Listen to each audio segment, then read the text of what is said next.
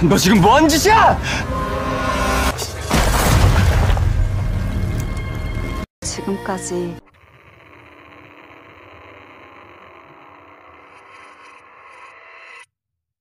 Alur cerita Golden Spoon episode kelima.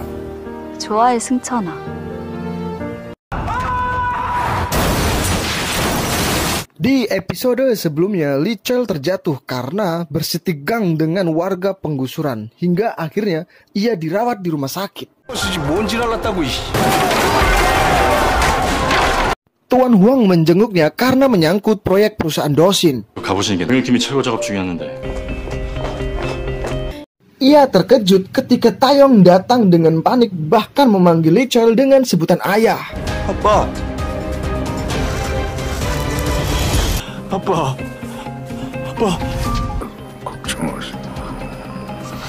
Tak ingin Tuan Huang berpikir macam-macam, Sun Chun beralasan sebelumnya ia mendapat kabar jika Tuan Huang ada di rumah sakit, yang membuatnya tak bisa berpikir jernih. Ia meminta izin untuk tetap berada di sana demi membangun opini publik tentang perusahaan ayahnya, mengingat banyaknya reporter yang meliput berita kecelakaan kerja. 다시 들어갈 건데, 넌 집으로 갈 거지? 아니요, 전 여기 있을게요. Sikap Taeyong yang kini menjadi bijaksana membuat Tuan Huang dan pengacaranya terkesan. Namun ia penasaran apakah yang membuat Taeyong berubah karena Yongsin juga mengatakan hal yang sama. 태용 군 정말 생각이 깊어졌네요. 아빠. 왜? Sun Chun terpaksa harus mengalah dengan Taeyong yang bisa memeluk Lee Chol dan memahami kesusahan keluarganya. Lee Chol tiba-tiba kritis yang membuatnya harus menjalani operasi. Sun Chun terpukul mengira ini adalah hukuman dari langit untuknya karena menjadi kaya dan melupakan keluarganya sendiri.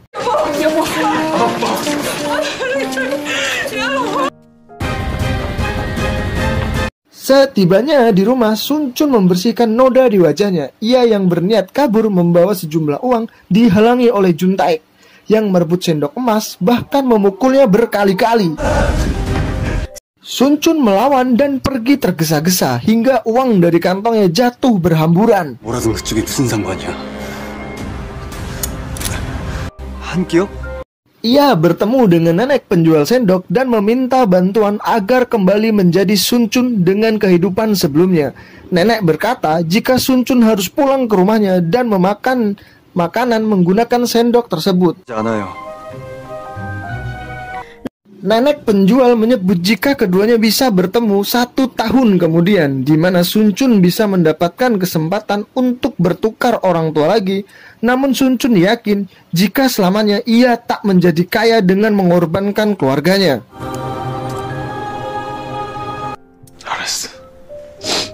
Setelah menjalani operasi, nyawa Lee Chol terselamatkan. Ibunya menyuruh Sun Chun pulang, sedangkan ia akan tetap di rumah sakit menunggu Lee Chol siuman. Saat akan pulang, Taeyong melihat kaos kaki ibunya yang sudah berlubang dan berniat membelikannya yang baru. Sementara itu di rumah, Seongah terkejut melihat Taeyong makan nasi tanpa lauk pauk.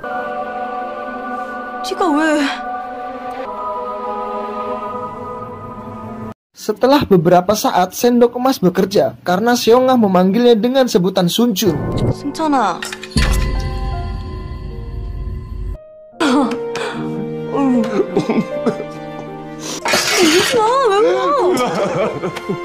Mendengar ucapan kakaknya, Sun Chun menangis terharu karena ia telah berhasil kembali kepada keluarganya yang ia cintai. Sementara Taeyong kebingungan di tengah jalan sambil memegangi kaos kaki berwarna pink yang baru saja ia beli.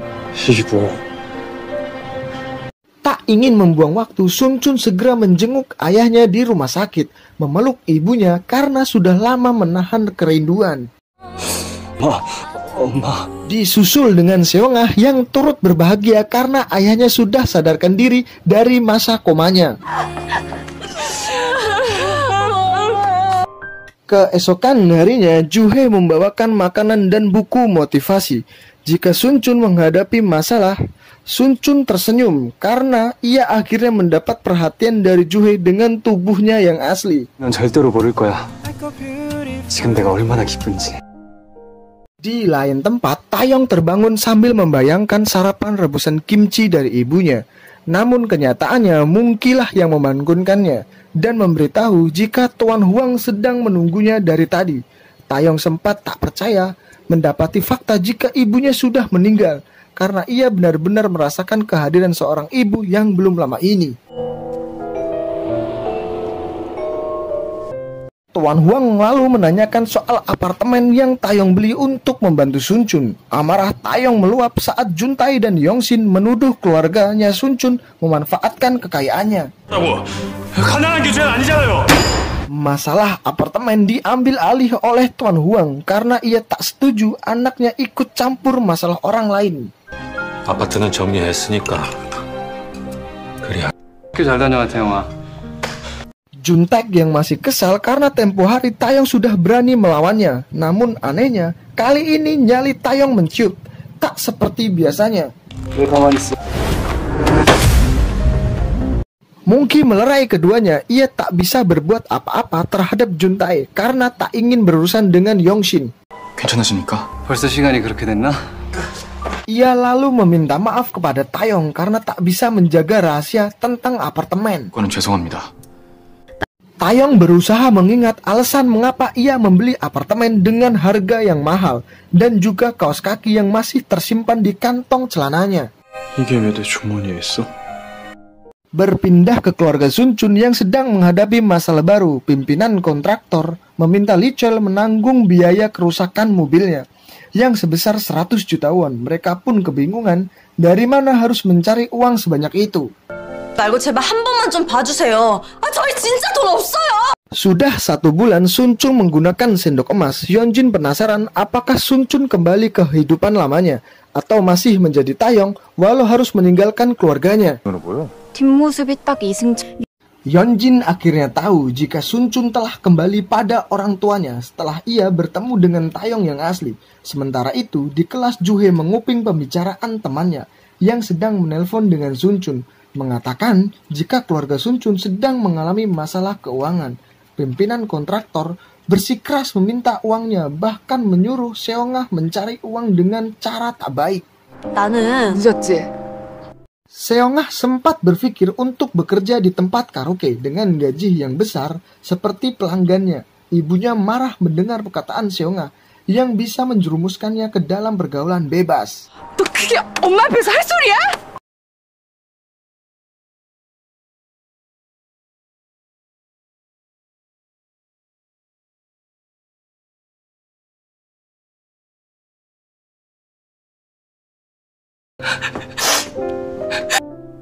Sun Chun pun berpikir dari mana ia mendapat uang dengan cepat. Saat melihat jam tangan Taeyong yang masih ia gunakan, Sun Chun berniat menjualnya karena ia yakin barang tersebut berharga mahal. Namun ia justru diusir pemilik toko jam. Menurutnya, Sun Chun akan menipunya dengan menawarkan barang palsu.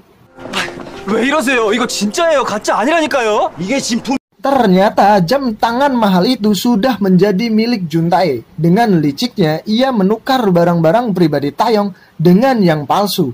Karena mengira Taeyong terlalu mudah dibohongi, Sun Chun yang kecewa membuang jam tangan milik Taeyong ke tempat sampah karena tak ternilai apapun.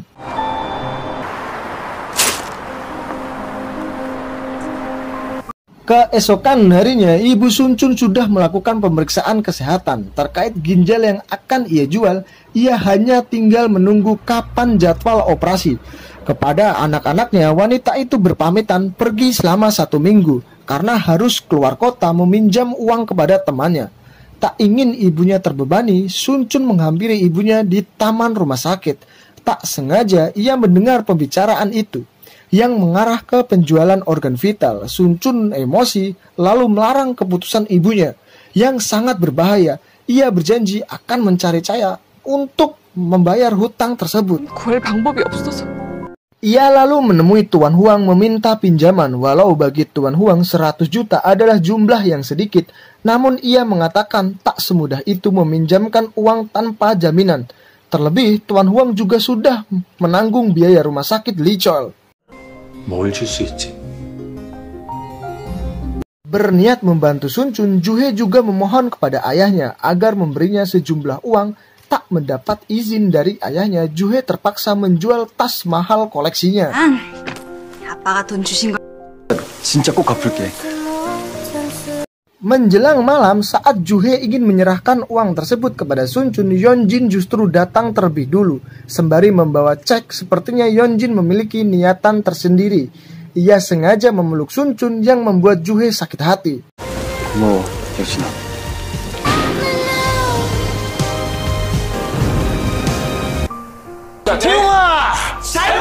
Satu tahun kemudian, mereka akhirnya lulus SMA. Taeyong mentraktir teman-temannya minum untuk merayakan kebahagiaan itu.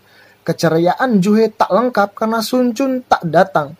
Tentu saja ia harus bekerja keras untuk memenuhi kebutuhan keluarganya. 9시까지 나 데리러 와. Yeonjin mengirim pesan meminta Sunchun menjemputnya di kafe tempat ia dan temannya berada. Juhe tak menyangka jika Yeonjin kini semakin dekat dengan Sunchun. Seperti layaknya pasangan, tapi dilihat dari ekspresi Sunchun, sepertinya melakukannya dengan terpaksa. 주희야. Melihat Juhe pulang seorang diri, Taeyong menyusulnya sambil membahas pertunangan resmi keduanya dalam waktu dekat ini. 나 말고 네 맘속에 있는 거. Diceritakan keluarga Lee Chol menumpang di rumah Yeonjin dan terpaksa menuruti perintah ayah Yeonjin karena terlilit masalah hutang. Yeonjin sempat protes kepada ayahnya karena memperlakukan keluarga Sunchun dengan tidak baik. Ia khawatir Sunchun akan tersinggung. Ayah Yeonjin akhirnya menuruti perintah anaknya. Karena Yeonjin berjanji ia akan berusaha mendekati Taeyong dan menikahinya. 킬 거면 승천이 없는 데서 눈치껏 좀 지키라고.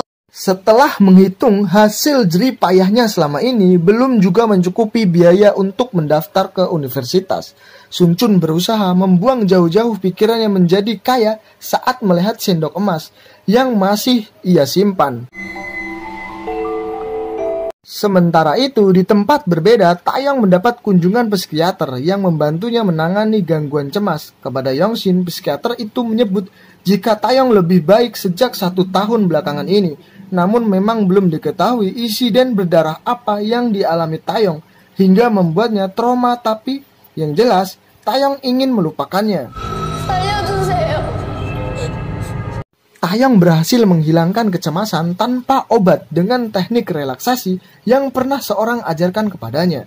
Sayangnya, Taeyong lupa jika Lee Chol lah yang mengajarkan kedamaian pikiran dan hati. Juhe mengunjungi Yeonjin memberi selamat karena merilis album terbaru. Kedatangannya sepertinya ingin meminta bantuan agar Yeonjin membujuk Tuan Huang agar untuk menunda pertunangan dengan Taeyong. 오랜만에 음반 내신 거.